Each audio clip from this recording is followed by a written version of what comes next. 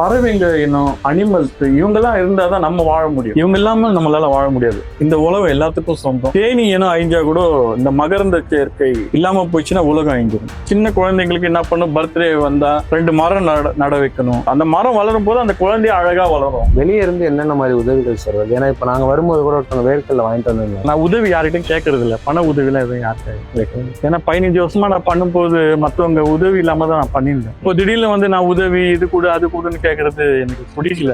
ஏதோ இவங்க சில பேர் என்ன சொல்றாங்க, நீங்க மட்டும் தான் புண்ணியம் தேடிக்கிறீங்களே, புண்ணியம் கூட கொடுக்க மாட்டீங்கன்னு கேட்கறாங்க. சரி வாங்க புண்ணியம் தேடிங்க. உங்களால முடிஞ்ச 4 கிலோ 6 கிலோ வேர்க்கடலை எடுத்து வந்து கொடுங்க. உங்க கையால வைங்க. உங்களுக்கு ஒரு தர்மம். ஊருக்கு போனேன், என் மாமியாருக்கு உடம்பு சரியில்லை. போயிட்டு வந்தா பக்கத்து வீட்டுக்காரர் சொன்னாரு, சார் எங்க கிட்ட சாப்பாடு கொடுத்து போயிருந்தா நாங்க போட்டிருப்போம் இல்லையா, உங்க பசங்க ஊர் ஃபுல்லா ரவுண்ட் அடிச்சு டைப் பண்ணியிருந்தாங்க. அதுக்கப்புறம் நான் அப்போ இருந்து எங்கேயும் போறது இல்லை. நினைச்சிட்டேன் நான் அடிமை ஆயிட்டுக்கிறேன் இவங்களுக்கு. ஏன்னா இவங்க ஒரு நம்ம மேல ஒரு அளவு கடந்த பாசம் வச்சிடறாங்க. 5 மாசத்துக்கு முன்னாடி ஒரு குரங்கு ஒண்ணு வந்தது, கையில காலில் ஏதோ வச்சிருந்தது. கிட்ட போய் பார்க்கும்போது நான் குரங்கு குஞ்சு தான் நினைச்சேன். அது பார்த்தா ஒரு பறவையோட கொஞ்சம் கிங்ஃபிஷர் பறவை. நம்ம குழந்தைங்கள்லாம் எப்படி நம்ம நல்ல மிக்சியில அரைச்சி ஊட்டி விடுறோமோ அதுக்கு ஜீரணம் ஆகுது சொல்லிட்டு நல்லா மென்னு ஊட்டி விடுது. இன்னும் எவ்வளவு பண்ணி பாக்குது. ஆனா அதால இது பண்ண முடியல. மனித இனம் தான் ஆறறிவு சொல்லிட்டு எல்லாரையும் கெடுத்துன்னு இருக்கிறோம். மதுரை மீனாட்சி அவங்க கிளிங்க இருக்கும். ஏன்னா இந்த ஐயருங்க வேதம் ஓதுவாங்க. அந்த மந்திரம் சொல்றது அவங்க கிரகிச்சுப்பாங்க. அது அந்த அம்மா காதுல, இந்த சாமி காதுல போய் அது சொல்லும் அந்த மந்திரத்தை. அதனால சொன்னதே சொல்லும் கிளிப்பிள்ளைன்னு. கிளிப்பிள்ளையே சாமி. நம்ம சுயநலத்துக்கு எதுக்கோ உயிரை விடுறோம். இந்த ஒரு இனத்தை காப்பாத்துறதுக்கு உயிரை விடுறதுல என்ன தப்பு இருக்கு?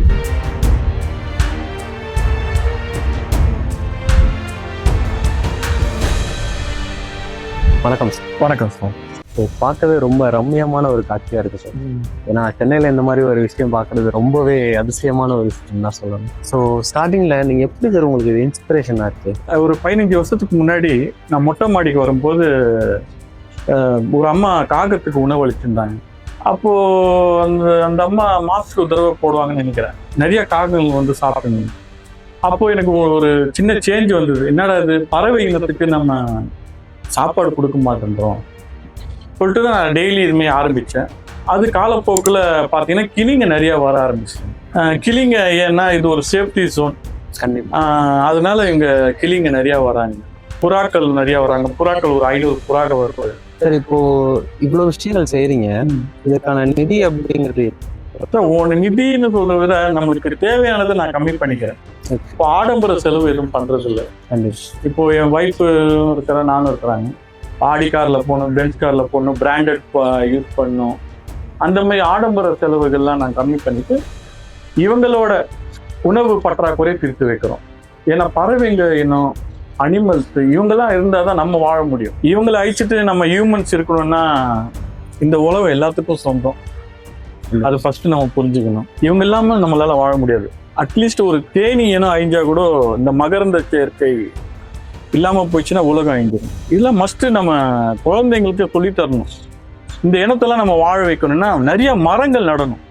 சின்ன குழந்தைங்களுக்கு என்ன பண்ணும், பர்த்டே வந்தா 2 மரம் நட வைக்கணும். இந்த வயசுலயே அவங்க கற்றுத்தரணும். இந்த மரம் வாழ்ந்தாதான் நாமளும் வாழ முடியும். அந்த மரம் வளரும் போது அந்த குழந்தைய அழகா வளரும். மரம் இருந்தால் அவங்களுக்கு வீடு ஆட்டோமேட்டிக்காக கிடைக்கும், உணவு அங்கேயே கிடைக்கும், எல்லாமே அவங்களுக்கு அங்கேயே கிடைச்சிடும். நான் கூட வந்து பரிமாற தேவையில்லை. ஜனவரியில நீங்க பாத்தீங்கன்னா 15,000 10,000 கிளிங்க வரும். இப்ப பாத்தீங்கன்னா இந்த மாதிரி 4 பந்தி ஆகும். ஓகே, 4 பந்தி ஆகும். அந்த மாதிரி சாப்பிடுவோம். நீங்க ஸ்டார்டிங்ல இருக்கும்போது எவ்வளவு கிளிகள் இருந்துச்சு? இப்போ அதிகமா? நான் 15 வருஷத்துக்கு முன்னாடி கொஞ்சம் தான் வந்திருந்தாங்க. ஓகே, காகங்கள் தான் ஃபர்ஸ்ட் வந்தது. அதுக்கப்புறம் கிளிங்களுக்கு என் மேல ஒரு கிளிங்க மட்டும் எப்படின்னா அவங்க நம்பிக்கை வைப்பாங்க. இவன் நம்பி நம்மளுக்கு வைக்கிறானா, அந்த டைமிங் கீப் அப் பண்ணுவாங்க. அந்த டைமிங்க்கு நான் வந்துடுறேன். என்னதான் வேலை இருந்தாலும் நான் 15 வருஷமா எங்கேயும் போனதில்லை. இவங்களுக்கோசம் எங்கேயுமே போறதில்லை. இங்க கூட நிறைய படங்கள் வந்து எடுக்கிறாங்க. கண்டிப்பா நிறைய செலிபிரிட்டிஸ் இங்க வராங்க. நான் தான் சார் இப்போ கேட்க வந்தேன். ஏன்னா இப்போ மெய்யழகன் படத்துல வந்து பாத்தீங்கன்னா உங்களை இன்ஸ்பயர் பண்ணி தான் அதுல ஒரு காட்சி அமைச்சிருக்காங்க. ஆமா, அது இங்கதான் எடுத்ததாகவும் சொன்னாங்க. அந்த அனுபவம் எப்படி சார் இருந்துச்சு? இந்த அருள்மொழிவர்மன் ஒரு கேரக்டர் சார் பிரேம் சார் கொடுத்துருப்பாரு. அந்த அவர் போய் 1 இயர் சார் வந்தார். அவங்க டீம் வந்து என்னை ஃபாலோ பண்ணாங்க. நான் எப்படி ஃபுட்டு வைக்கிறேன், இதெல்லாம் சாமி சார், அரவிந்த் சாமி சாருக்கு சொல்லி கொடுத்தாங்க. Okay okay. அவர் அங்கேயே அவருக்கு நல்ல ப்ராக்டிஸ் ஆயிடுச்சு. ஓகே. இங்க நான் சொன்ன சாருக்கு 5 பேர் தான் வாங்க சார் சொன்னா, அவர் ஒரு டீமே 500 பேர் வந்துட்டாங்க. சாமி சார் பொண்ணு, அவங்க ஃப்ரெண்டுங்கெல்லாம் வந்துட்டாங்க. கார்த்திக் சார் வைஃப், அவங்க 2 பசங்க, அவங்களாம் கிளிங்களை பார்க்க வந்தாங்க. ஷூட்டிங் இல்ல இருந்தாலும் அந்த கிளிங்களை பார்க்கணும் ஒரு ஆர்வத்துல வந்துட்டாங்க. அது மாதிரி சிங்கப்பூர் சொல்லணும்னு ஒரு படம், அது சத்யராஜ் சார் வந்தாரு. சத்யராஜ் சார் வந்து பார்த்துட்டு போனாரு. கோகுல் சார் அடிக்கடி வந்து பார்த்துட்டு ஷூட் பண்ணிட்டு போனாங்க. இந்த 2 படத்துலயும் நீங்க பார்க்கலாம்.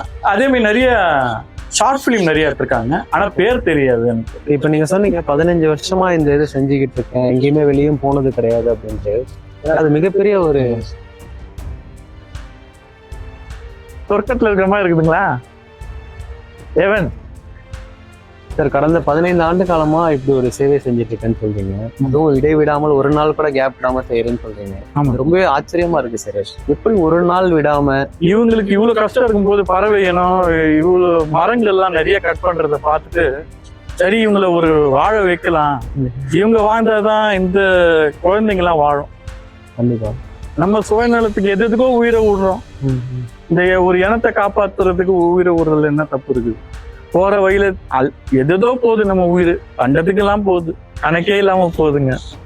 நம்ம உயிர் ஒரு நல்ல பிரயோஜனமா போட்டுமே, என்ன ஆயிட போகுதுன்னு சொல்லிட்டு இந்த பறவைங்களை வாழ வைக்கிறதுக்கு என் வாழ்க்கை.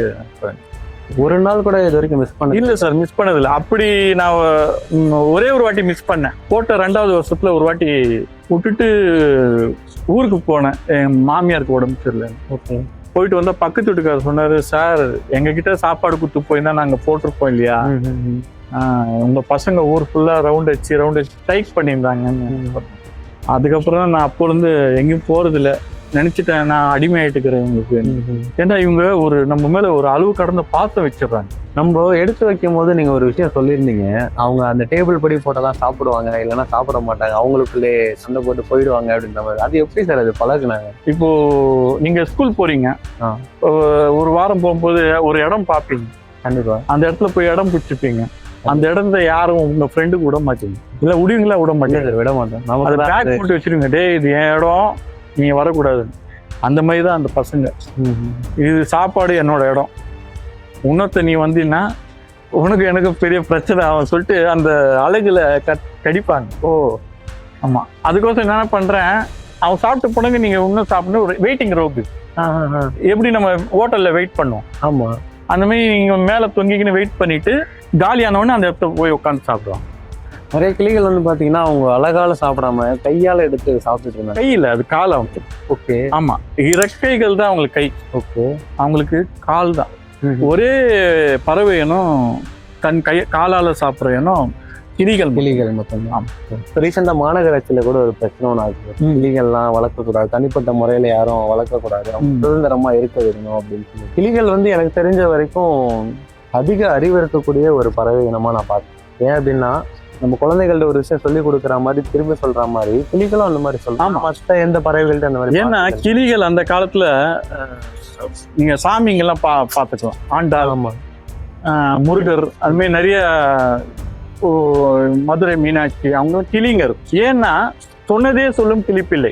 இப்போ நீங்க ஒண்ணு இந்த குழந்தைக்கு ஒரு வார்த்தை சொல்லி கொடுத்தீங்க, ABCD அது மாதிரி சொல்லி கொடுத்தீங்கன்னா அது என்ன பண்ணும், இந்த குழந்தை இவங்க எல்லா டைம்ல அது தனியா இருக்கும்போது கத்தும், அதுவே கத்துமா. சொன்னதே சொல்லும் கிளிப்பிள்ளை. அதுமே இந்த ஐயருங்க வேதம் ஓதுவாங்க, சுக்லாம்பரம் பண்ண சொல்லுவாங்கல்ல, அந்த மந்திரம் சொல்றது அவங்க கிரகிச்சுப்பாங்க. ஓகே. அது அந்த அம்மா காதுல, இந்த சாமி காதுல போய் அது சொல்லுமா அந்த மந்திரத்தை. அதனால சொன்னதே சொல்லும் கிளிப்பிள்ளைன்னு. கிளிப்பிள்ளையே சாமி. இந்த குரங்கு வீடியோ ஒண்ணு பார்த்தோம் சார். ஆமாங்க, அது ரொம்பவே நெஞ்ச நெகிழ வைக்கிற ஒரு. ஆமா, அது என்ன ஆச்சுன்னா 5 மாசத்துக்கு முன்னாடி ஒரு குரங்கு ஒண்ணு வந்தது, இங்க வந்து உட்கார்ந்தது. அந்த குரங்கு என்ன பண்ணிச்சு, வேர்க்கலை அப்படின்னு போச்சு, கையில காலில் ஏதோ வச்சிருந்தது. நான் கிட்ட போய் பார்க்கும்போது நான் குரங்கு குஞ்சு தான் நினைச்சேன். அது பார்த்தா ஒரு பறவையோட குஞ்சு, கிங்ஃபிஷர் பறவை. ஓகே. அது ஏதோ ஒரு கூட்டுல இருந்து ஊந்துட்டு இருக்குது. அது எத்தனை வந்து அவன் வாயில மென்னு அந்த குஞ்சுக்கு ஊட்டி விடுது. ரொம்ப பெரிய அந்த குஞ்சிக்கு நல்லா மென்னு ஊட்டி விடுது, சீவ் பண்ணி. நம்ம குழந்தைங்கள்லாம் எப்படி நம்ம நல்ல மிக்சியில அரைச்சி ஊட்டி விடுறோமோ அதுக்கு ஜீரணம் ஆக சொல்லிட்டு நல்லா மென்னு ஊட்டி விடுது. இன்னும் எவ்வளவு பண்ணி பாக்குது, ஆனா அதால இது பண்ண முடியல. அது அந்த இனத்தை காப்பாற்றணும்னு அது நினைக்குது அந்த குரங்கு. மனித இனம் தான் ஆறறிவு சொல்லிட்டு எல்லாரையும் கெடுத்துன்னு இருக்கிறோம். இந்த கிளிகள் வந்து எப்பவுமே இங்கதான் இருப்பாங்களா இல்ல வெவ்வேறு இடத்துல நீங்க வராங்களா? ஆமா, நீங்க ஜனவரியில பாத்தீங்கன்னா மைக்ரேட்டிங் பேர்ட்ஸ் நிறைய வரும். ஓகே. இந்த புயலால புயல் ஏரி அந்த ஏரிங்கெல்லாம் திறந்து விடுவாங்க, செம்பரம் பாருங்க. அப்போ நிறைய மீன்கள் இருக்கும். இப்போ இந்த கூவமாறுல மீன் இருக்காது. அந்த ரிவர் போகும்போது அந்த மீனுங்க நிறைய இங்க வர்றதுனால ஆஸ்திரேலியன் பேர்ட்ஸ் எல்லாமே வந்து அந்த மீனை பிடிக்கிறதுக்கு நிறைய பறவைங்க வரும். அதோட இவங்களும் அந்த இனத்தோட நிறைய ஜாலியா இருப்பாங்க. அவங்களுக்கும் நீங்க உணவு, ஜனவரி மாசம்ன்றதே ஒரு பறவைகளோட மாசம். அவங்க வரும்போது அவங்களுக்கும் நீங்க தனிப்பட்ட முறையில உணவு கொடுக்கறது அதெல்லாம் நான் பண்ண முடியாது. அதுங்க தேப்பையா வருவாங்க, ஆஸ்திரேலியன் பேர்ட். ஓகே. அதுக்கு நான் உணவு வச்சேன்னா வெளியே இருந்து என்னென்ன மாதிரி உதவிகள் செய்வது? ஏன்னா இப்ப நாங்க வரும்போது கூட ஒருத்தவங்க வேர்க்கல்ல வாங்கிட்டு வந்திருந்தோம். ஆமா, அது இப்போதான் சார் நான் உதவி யார்கிட்டையும் கேட்கறது இல்லை. பண உதவிலாம் எதுவும் யார்கிட்டையும் கேட்கறது. ஏன்னா 15 வருஷமா நான் பண்ணும்போது மற்றவங்க உதவி இல்லாம தான் நான் பண்ணியிருந்தேன். ஓகே. இப்போ திடீர்னு வந்து நான் உதவி இது கூட அது கூடன்னு கேட்கறது எனக்கு பிடிக்கல. என்னோட குழந்தைங்களுக்கு இப்போ உங்க குழந்தைங்கள நீங்க பண்றீங்க, யார்கிட்ட பணம் வாங்கினா என்ன நினைப்பீங்க, ஒரு கௌரவ குறைச்சி அந்த மாதிரி எனக்கு தோணுது. நம்ம பசங்க நாம தான் பண்ணணும், ஒரு இதுவா நான் பண்றேன். ஏதோ இவங்க சில பேர் என்ன சொல்றாங்க, நீங்க மட்டும் தான் புண்ணியம் தேடிக்கிறீங்களே, புண்ணியம் கூடவா கொடுக்க மாட்டீங்கன்னு கேட்கறாங்க. சரி வாங்க புண்ணியம் தேடிங்க, உங்களால முடிஞ்ச 4 கிலோ 6 கிலோ வேர்க்கடலை எடுத்து வந்து கொடுங்க, உங்க கையால வைங்க, உங்களுக்கு ஒரு தர்மம். இப்போ கர்மான்றது பிடி வளரும். உங்க யாரோ பெரியவங்க பண்ண கர்மா டிஎன்ஏ த்ரூ உங்களுக்கு வரும், தொடரும். அந்த கர்மாவை அழிக்கிற ஒரே ஆளுதான் தர்மா. ஓகே. தர்மா பண்ணும் போது அந்த கர்மா உங்களை விட்டு விலகும், இல்லைன்னா அது விலகாது. இது நம்ம அது ஒரு சீக்ரெட். கண்டிப்பா நீங்க நல்லா வாழலாம், இல்லைன்னா அந்த கர்மா வந்து உங்களுக்கு எப்படா இவனை பழி வாங்கலான்னு பார்த்துன்னு தான் இருக்கும். 15 ஆண்டு காலமா கிளிகள் வந்துட்டு இருக்காங்க. ஆமா, ஏதோ ஒரு வகையில ஏதோ ஒரு சூழ்நிலையில ஏதாவது சங்கடமான நிகழ்வுகள் ஏதாவது நடந்திருக்காங்க. நிறைய காத்தாடி நூல்ல மாட்டிப்பாங்க, அதை ரெஸ்கியூ பண்ணுவேன், காப்பாற்றுவேன். அதுமே தீபாவளிக்கு டப்பாசு வெடிப்பாங்க, நிறைய பறவை இனம் கம்மியாகும். சிட்டுக்குருவி நான் அந்த இனத்தை வாழ வைக்கணும்னு பார்க்கும்போது தீபாவளி டபால் வச்சு அந்த பாதி சிட்டுக்குருவி காணாம போயிடுவாங்க. அடிப்பட்ட உடனே நான் புரிஞ்சுப்பேன் அது காப்பாத்துறது கஷ்டம். சில கிளிங்க எப்படி தடுமாறி இது பண்ணும். நிறைய விஷயங்கள் எங்க கூட பகிர்ந்துட்டீங்க சார். ஸோ இந்த மாதிரி ஒரு காட்சியை இன்னும் நிறைய இடங்கள்ல பார்க்கறதுக்காக நாங்கள் ரொம்ப ஆர்வமா இருக்கோம். ரொம்ப நன்றி சார். ரொம்ப நன்றி சார். ரொம்ப நன்றி. தேங்க்யூ.